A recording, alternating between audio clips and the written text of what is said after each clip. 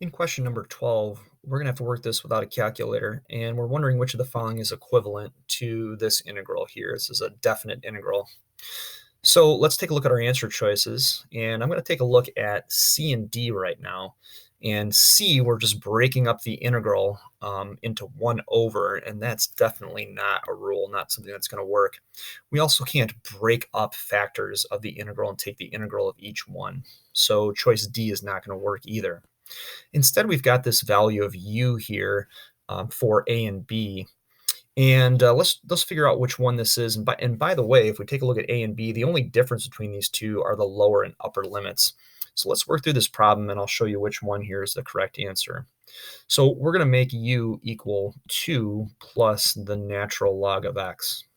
The reason why I'm doing that is when I find the derivative with respect to x of each side, it's going to be 1 over x. And we're hoping that maybe that leftover x down here in the denominator is going to somehow cancel.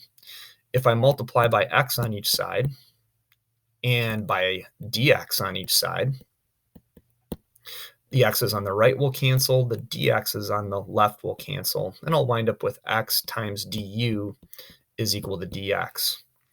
What that'll allow me to do is that will allow me to substitute in here. So I'll have x times u, that was 2 plus the natural log of x. And then for dx, I can substitute x du in, and of course that's going to be over 1.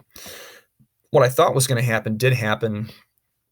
The x's cancel, and my integrand now is 1 over u. So at least a and b, the integrand 1 over u is looking good.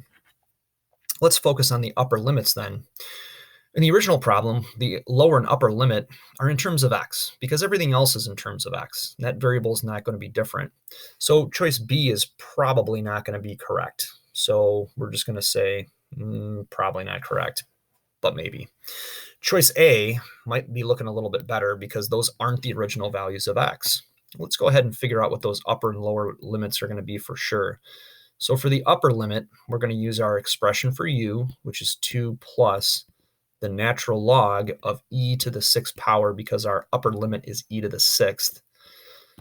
And I can bring the 6 out to the front using your rules for expanding and condensing logarithms.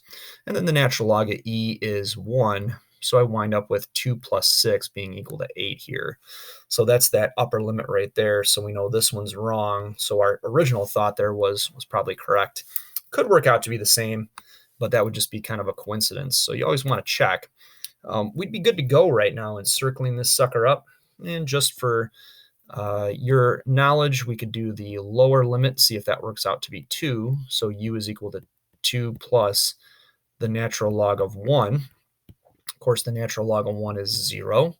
So we wind up with 2. So that's the lower limit of the new integral, which is now all in terms of u.